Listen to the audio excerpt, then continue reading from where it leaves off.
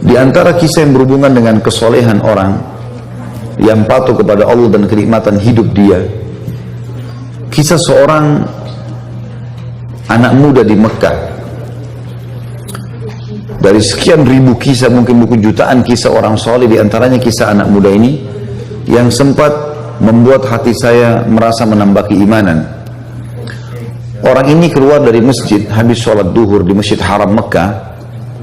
Kemudian dia menemukan sebuah kantong. Kantong ini berwarna biru, beludru, ya, biru yang terang, yang bagus gitu. Kemudian dia buka kantong tersebut dan dia temukan di dalamnya ada permata zamrud, termasuk permata yang mahal. Di dunia ini pun sampai sekarang di masa kita juga dikenal dengan permata yang mahal.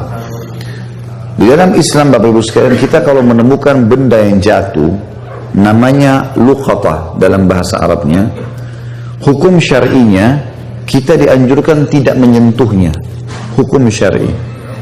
Bapak Ibu temukan HP, temukan duit, temukan dompet, gak usah diganggu, biarin di tempatnya.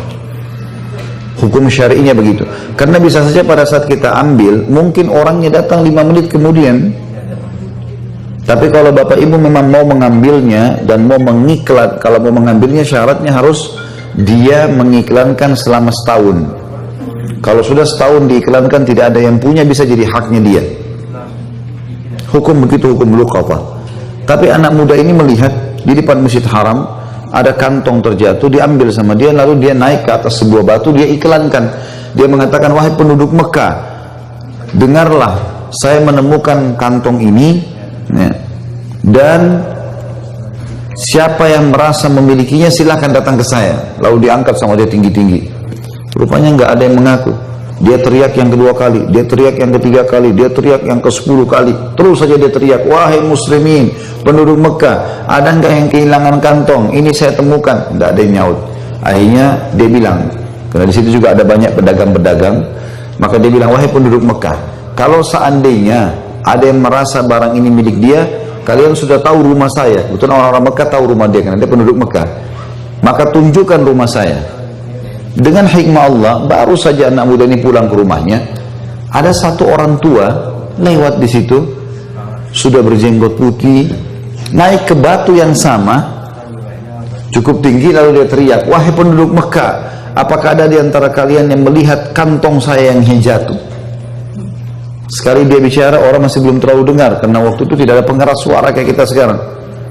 2 kali, 3 kali, ada satu pengusaha di situ, ada pedagang yang datang mengatakan, wahai kakek tua, tadi sebelum anda naik ke atas batu ini, ada orang yang, anak muda yang menemukan kantong, mungkin itu yang anda cari. Rumahnya di sana, ditunjukin. Ringkas cerita, kakek ini pun pergi ke sana, dan kakek ini waktu mengiklankan, siapa yang menemukan kantong saya akan kasih sekian dinar. Ya. Kalau tidak salah itu 50 atau sekian banyak dinar, ya. Jumlahnya cukup besar. Maka pada saat itu Bapak Ibu sekalian, dia pun datang, si kakek ini datang ke rumah si anak muda tadi. Setelah salam, dia datang ke sana, kemudian dia menawarkan menanyakan apakah memang kau temukan kantong. Dia bilang iya. Baik. Kemudian anak muda ini mulai menanyakan apa ciri-cirinya. Disebutkanlah cirinya semua seperti ini, seperti ini, seperti ini. Ini juga sifat orang Muslim, ya, orang mukmin. Dia tidak boleh juga begitu orang mengaku main kasih saja. Perlu ditanya sama dia, dipastikan supaya jangan ada kesalahpahaman. Setelah dia pastikan semua memang betul punya kakek ini, maka dia pun memberikan. Dia pun memberikan kepada anak kakek tadi. Si kakek ini juga mengeluarkan uangnya tadi yang dia mau kasih, karena dia sudah janji mau kasih. Anak muda ini tolak, enggak, saya enggak mau. Saya tidak pernah mengembalikan dengan niat dibayar. Lalu orang tua itu mengatakan, tapi saya sudah niat. Dia bilang enggak bisa, saya tidak mau. Terus saja si kakek tua ini mendesak anak muda untuk terima balasan. Dia bilang dia tidak mau. Sampai akhirnya si kakek tua ini sudah putus asa, dia nggak bisa berikan, dia pulang. Ringkas cerita Bapak Ibu sekalian, 3 bulan setelah itu, setelah ini, si anak muda ini merasa kehilangan atau kekurangan dari sisi pendapatan.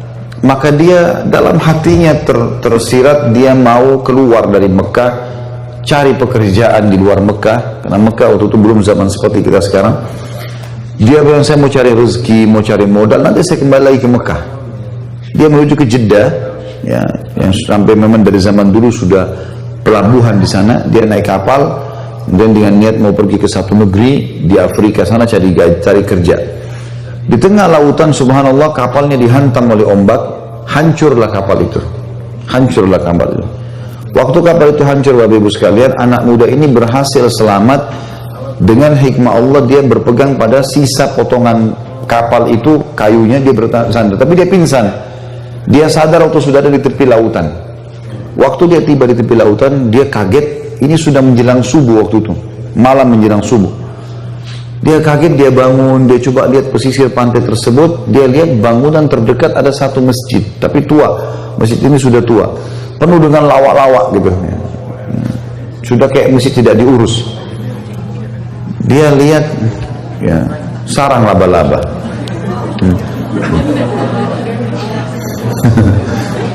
Baiklah. Yang jelas karena sudah tidak dirawat, maka kelihatannya sudah kumuh ya. Dia pun melihat waktu subuh sudah tiba dalam kondisi bajunya basah. Dia baru sadar dari pingsannya, dia bersihin masjid itu semampunya, lalu dia azan di masjid itu. Waktu dia azan, rupanya masyarakat sekitar situ dengar itu kalau ada azan, maka mereka pada datang.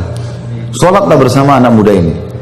Azan, sholat sunnah, kemudian iqamah, disuruhlah anak muda ini jadi imam. Ditunjuk oleh orang situ jadi imam. Dia jadi imam, dia sholat. Begitu salam, lalu kemudian orang-orang ini bilang, Anda ini dari mana? Kamu ini dari mana? Dia cerita sama dia, saya dari Mekah, saya naik kapal, kemudian kapal kami tenggelam, saya tiba di sini pinggir pantai, saya ada masjid, udah nggak dirawat, saya bersihkan, sudah waktu subuh saya azan. Kata mereka, kebetulan kami butuh imam, bisa nggak jadi imam di sini? Sekalian mengurus masjid ini, nanti kami kasih gaji. Baiklah. Tinggallah anak muda tersebut 3 bulan. Jadi sekarang sudah 6 bulan meninggalkan 6 bulan dari kasus ketemu sama si kakek tadi. Kakek itu tinggalkan rumahnya tadi di Mekah 3 bulan, kemudian dia baru keluar dari Mekah. Setelah itu tiba di pulau ini, 3 bulan lagi dia tinggal jadi imam. Setelah 3 bulan, rupanya karena dia anak muda yang hafal Quran, dia juga punya ilmu syar'i, ilmu agama yang bisa diajarkan, maka masyarakat sempat suka dengan dia. Lalu dimintalah dia untuk menikah dengan salah satu anak gadis di pulau itu gitu. Apakah kami mau kau nikah dengan anak gadis ini? Bersedia? Dia bilang baiklah. Dia mau menikah karena memang dia masih bujang belum menikah. Kemudian pada saat itu Bapak Ibu sekalian, didatangkanlah wanita, seorang anak gadis pakai cadar, tapi di bagian lehernya wanita itu ada kalung, dan kalung itu diikat, ada permatanya itu batu zamrud warna biru. Maka si anak muda ini, waktu perempuan tadi datang di depannya, buka cadarnya, matanya tertuju ke batu itu. Orang-orang di sekitar itu bilang, hai anak muda, kau zalimi perempuan ini. Kami datangkan untuk kau lihat wajahnya. Sunnah Nabi SAW kalau mau menikah, melihat wajah wanita dan telapak tangannya. Tapi kenapa kau lihat perhiasannya? Gitu kan? Kata anak muda ini, saya punya kisah dengan perhiasan ini, batu ini. Saya sangat yakin batu ini yang saya temukan 6 bulan lalu di Mekah. Dan kisahnya saya temukan, saya iklankan, terus datang seorang kakek tua yang mengaku. Begitu dia bilang kakek tua, tiba-tiba ya, orang-orang di masjid itu mengatakan Allahu Akbar, bertakbir semua. Kata anak muda ini, kenapa kalian bertakbir? Kata mereka, apa kau tahu siapa kakek tua yang kau temuin itu? Dan kisah yang kau sampaikan tentang batu permata, betul permatanya ini dia. Kata anak muda ini, tidak, saya tidak tahu. Kata mereka, itu adalah ayahnya anak perempuan ini. Ayahnya anak perempuan ini. Semenjak dia pulang ke pulau ini 3 bulan lalu, gitu kan, 6 bulan lalu dia pulang ke pulau ini, dia bilang dia selalu cerita tentang kamu, dan dia meninggal sekitar 3 bulan, beberapa hari setelah dia pulang. Dan itulah sebabnya kenapa masjid ini tidak diurus, karena dia dulu imam di sini, nggak ada yang bisa gantiin. Dan dia sebelum meninggal berdoa, dan kami dengar dia berkata, ya Allah, jadikanlah anak muda di Mekah itu jodoh anak saya. Itu kisah nyata. Kata anak muda ini, subhanallah, saya menikah dengan istri saya ini, maka permata itu yang tadinya dia kembalikan karena Allah nggak mau terima balasan, gitu kan? Dia bilang, saya kembalikan sekarang menjadi milik saya sama istri saya.